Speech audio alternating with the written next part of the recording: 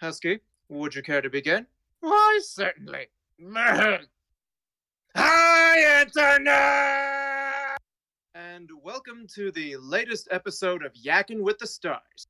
Today we are going to be interviewing Jane Barnstein. I don't know if I pronounced that right. You did, actually. Thank you very much. Our first question will be a brief introduction. Why don't you tell us a little bit about yourself and about the specific project that you're famous for? Well, I wouldn't know if I'm famous so much. It's still a little jarring, honestly. I'm about 30 years old. My name's Jane Barnstein. I'm male to female transgender, and I've been on HRT 6 years. And honestly, I just been trying to live my life and not judge other people, you know? And the project I was involved in was a Fox in Space. I play Andrew Oikeny on Star Wolf. You guys should just turn around and leave because you do not want to piss off my uncle. How did you come to know Frederick Fox? So, yeah, I met him on IRC like 7 or 8 years ago. And it was on a message board called R-Wing Landing. And I knew the moderator there in the IRC channel. Good friend of mine. And he just happened to pop in one day. And I knew him from E-Bombs World and all that stuff back in the day. And I was like, oh man, I really like your stuff, and I asked him some questions. And he was like, oh yeah, do you have anything you've done? And I said, yeah, kinda. And I linked to him to an old monologue I did for an improv class where I wrote a little story about Mario, basically, and how he's bitching about the Mushroom Kingdom's not all it's cracked up to be. All the coins aren't really gold; they're just chocolate-covered foil. Awesome. That kind of stuff. Yeah, the currency's kind of crappy; it melts. And he heard it, and he was like, "I was wondering if you would like to be a part of it." And it was just random, like out of nowhere. So it just kind of happened, and that was, like I said, 7 years ago, and here we are now. So far, there is exactly one episode of that. Am I correct? That's correct. The reason is that he basically does everything by himself. So he's a big slow bite. Husky, do you have any idea how difficult it is to animate the way he does? He's trying to imitate the style of Ralph Bakshi, who is a traditional 2D animator. Something like Ralph Bakshi, or something like you'd see on Adult Swim at night. You wanted to make a detective kind of noir-y kind of feel. You explained that you had brought up the monologue you had made about Mario and the Mushroom Kingdom, but what exactly earned you the specific role that you were given? What earned me the specific role that I was given is that when he heard me just keep going and going and rambling and like getting really emphatic about stuff. So I guess it's because I have ADHD. Yay! To be honest, it's because I sounded very natural to him, I guess, and I flowed very well.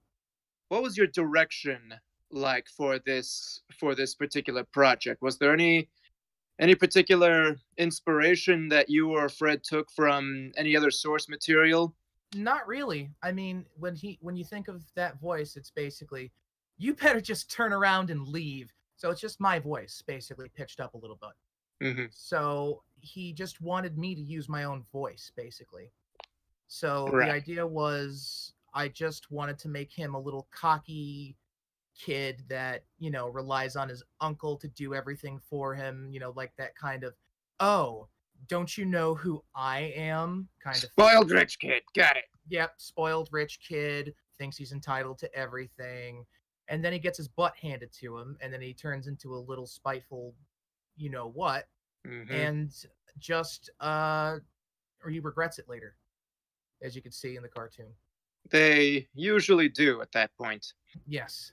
What sort of direction do you see this character going? Where do you hope that the director takes him as the story progresses?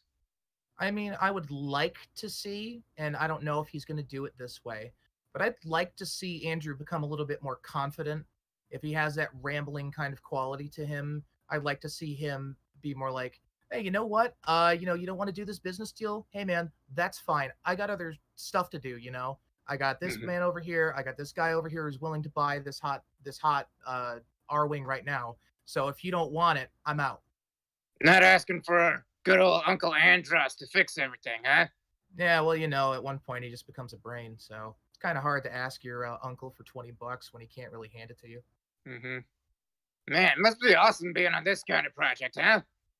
Oh, it was really fun, honestly. Like I said, it started years ago, and it's gone through several iterations, as I'm sure you guys know. And These types of projects usually do. Mm-hmm. absolutely, absolutely.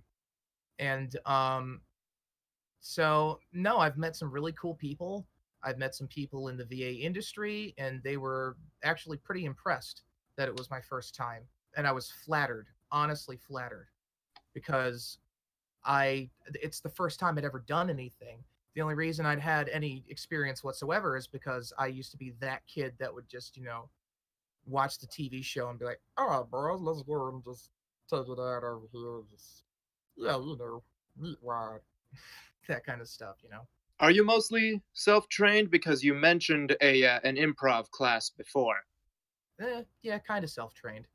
The Mhm. improv class was, I want to say, in high school. I took improv, I want to say, at least every year Mm. because I wanted to get better at just like stuff off the top of my head. And I wanted to do some in college, but I didn't have the time. I went there for psychology and education, and I was going on the 5-year associate's degree plan.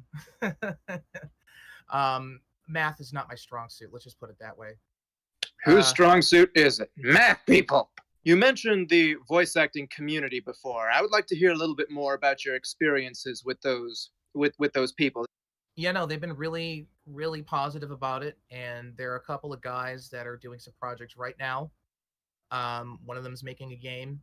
Another one Ooh. is actually in the VA business, like he's a union guy, and Ah. he's given me a lot of tips and pointers on how to do stuff a little bit more naturally, and Mhm. generally just how to talk to people a little bit better.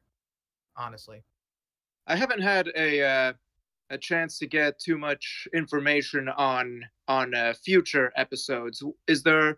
Are there any little details that you know or you're allowed to share with those who are itching for the next episode?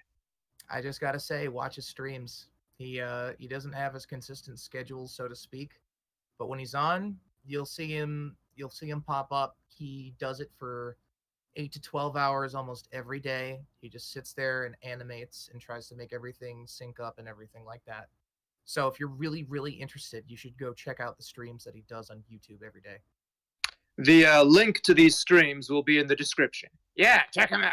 In closing, is there anything else you'd like to say about A Fox in Space, or to the A Fox in Space fans that are out there, or just to anyone trying to get into the voice acting business? This whole experience has been really awesome. I did not expect it to blow up as much as it did, honestly. I really did not. The fact that my voice has been heard over, I don't know, 1.4 million times kind of freaks me out. Sometimes I have some anxiety disorders, so it's a little hectic, but generally people have been very nice. I have to say, honestly, to the fans out there, you guys have been great. You have been awesome because you have not been discourteous to us at all. Like 99% of you are great people. I've had one problem with one person, Mm-hmm. and like that's it. You guys are awesome. Like Fans are seriously. great, aren't they? They are great, honestly. When they really genuinely care about your work, it's humbling. I know I say that, but I'm seriously, I'm just a 30-year-old girl from the Northeast. I never had anything like this happen before, and I don't know if it'll happen again, but I'm trying. So, as for people trying to get into the industry, honestly, I just say, if you're bored and you're just by yourself, just start doing funny voices all day. Just start talking to yourself. It doesn't really matter. You're not crazy. You're just practicing. It's the same as if someone plays piano. You have to practice every single day or you're going to lose it. So you need to go into the high pitch range and the low pitch range, and you have to find the middle range between that as well. Talking to yourself. What kind of weirdos do that? Me?